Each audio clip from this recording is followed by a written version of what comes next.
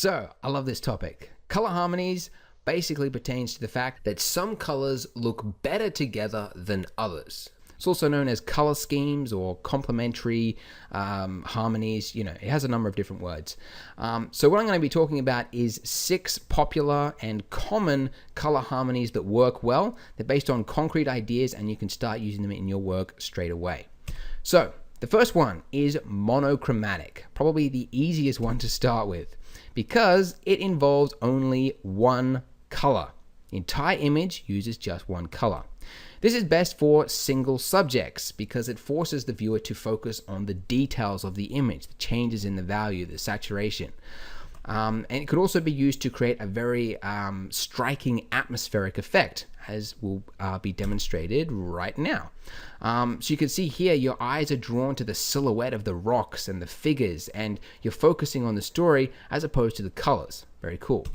And this image here, aside from that yellow moon at the top there, is entirely painted with red, giving a very striking atmospheric effect. And this next one I absolutely love. Creepy, chilling, and it's all using one color, yellow. Very, very cool effect, and yeah, used very well. All right, number 2 is analogous. This one is cool. It's about colors that are adjacent to each other on the wheel. So generally, you know, about the distance you can see right there. The cool thing about this one is that it's easy on the eyes. It generally creates a peaceful and comfortable mood, mainly because it is seen a lot in nature with, you know, green trees, blue skies, things like that. The colors are very related. So to give you some examples, this image here, at the start it might almost look monochromatic since there's a lot of that purple in the background there. But you can see over here, if I put my mouse here, you can see there is a blue sort of shawl resting on that chair there. And then of course you've got this striking pink flower there. Really great use of that color scheme.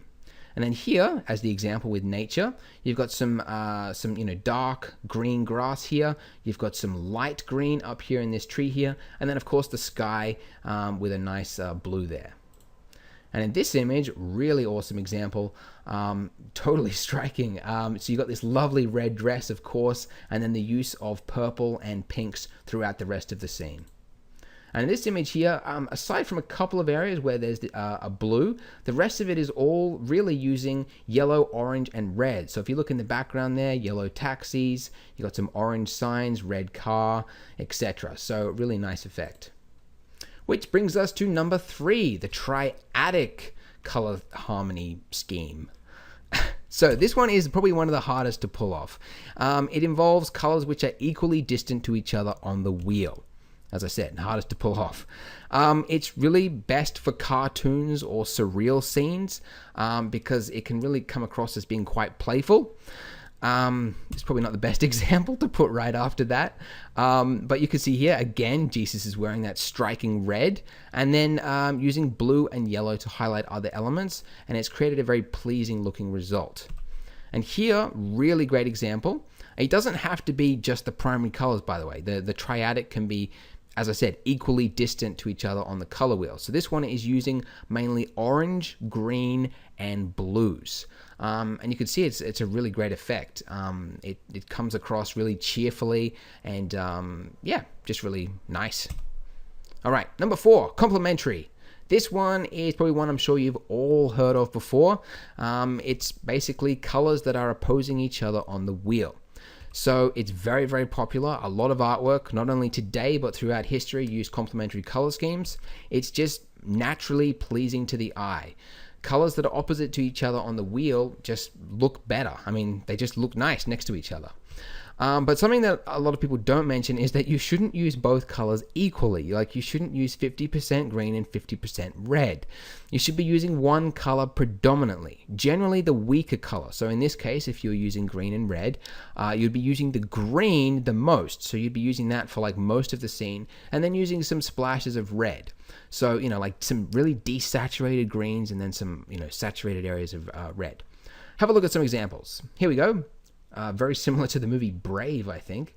You could see a lot of green. She's wearing a nice green dress there, a lot of green along the grass there. And then, of course, this red shawl, her red hair, and the sunset and everything else there, creating a really nice scheme. Here, this one is a lot harder to notice since it looks almost monochromatic. A lot of yellow throughout everything, but if you look way in the background there, you can see some violet color. So yeah, that is a complementary color scheme. And here, I love this one. It's a great example of using cool and warm colors, which are naturally complementary. That can also be used to affect the mood of the scene as well. If you want a certain part of the scene to look sort of cold, then using blue, cool, aqua type colors can have that effect. And then using warm colors such as red and orange can make it look inviting or pleasant. And this one, really popular one that was on CG Society for a long time, by Tony Bratincevic, sorry if I pronounced your name wrong, using the red and green color scheme, coming across really, really nicely, and very powerful looking effect. And this one here, very obvious. Red and green seems to be a very popular complementary scheme. And in this example here, as I showed you before, we've got aqua for most of the elements, and then in the background there you've got some highlights of some warm orange lights, and especially on the screens there, but there's virtually almost no other color in the scene, which is kind of interesting. And in this one here, I love this one, Drogo from Game of Thrones.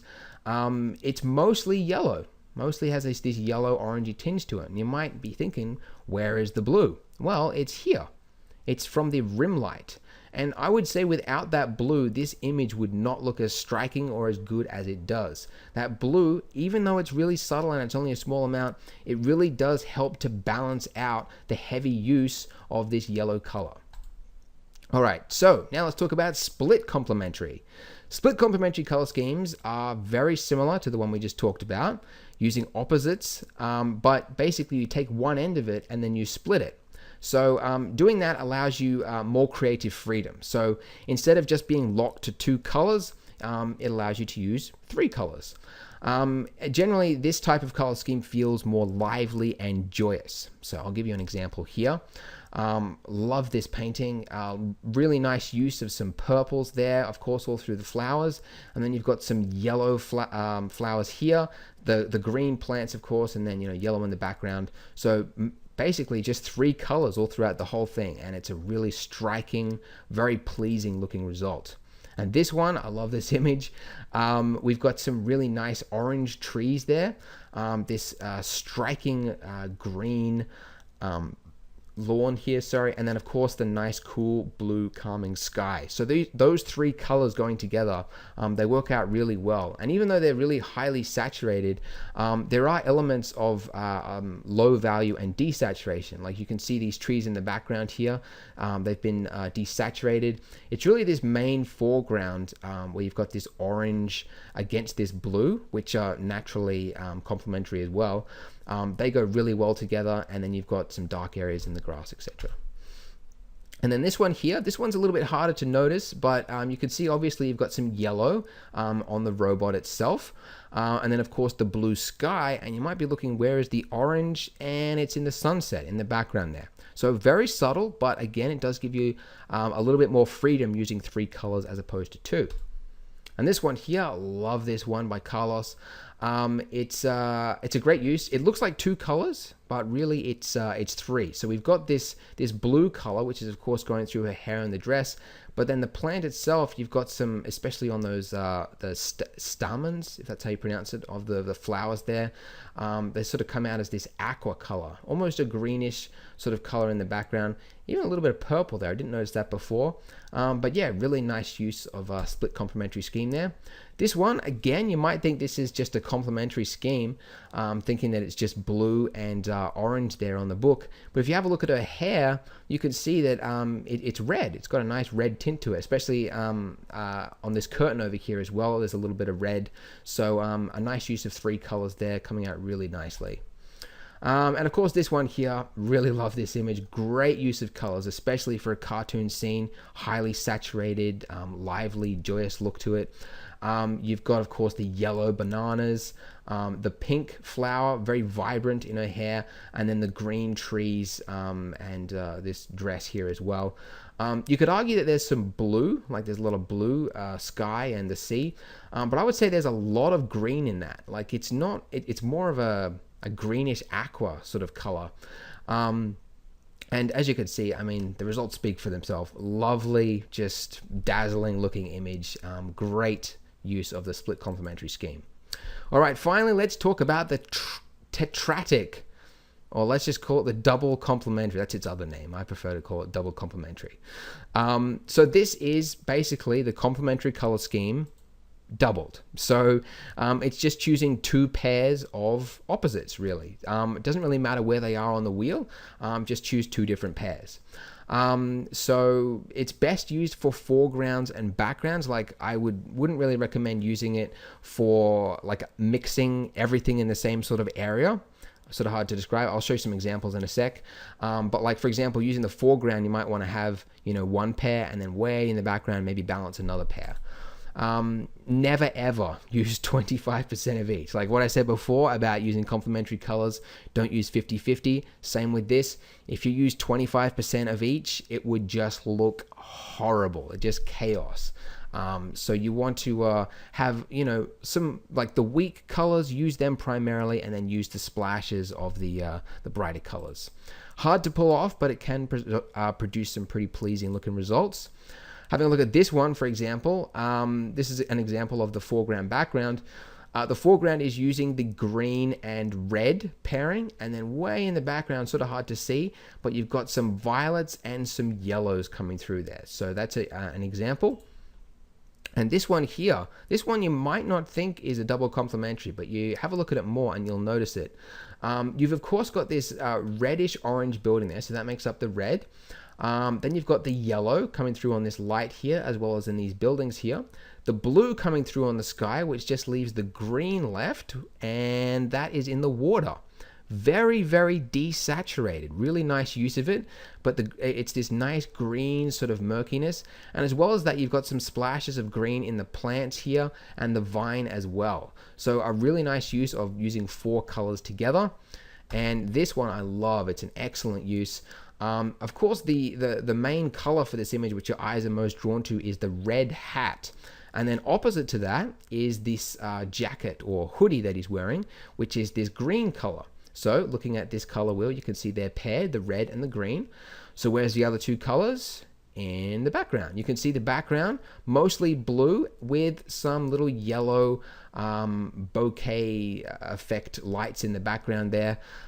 So again, that's foreground, background, just pairing the two. Foreground's paired and the background is paired, creating a really nice, pleasing result. And then finally, to leave on this one you probably wouldn't think is using four colors, but again, it is there. So there is a lot of blue, but you can see that there's a difference. You've got this aqua, greenish, bright blue, and then you've got this deep, sort of murky blue. So those are the two different blues there. And then you've got this nice blonde, yellowy hair here, and that goes in really well with that deep blue. So those are nice complementary colors. And then the skin is this more warmer orangish color, and you've got even some red lips there as well. And that goes balancing this aqua color, which is going into her mermaid tail there. Really nice use of it. Those nice, vibrant, funky colors again really plays to the surreal quality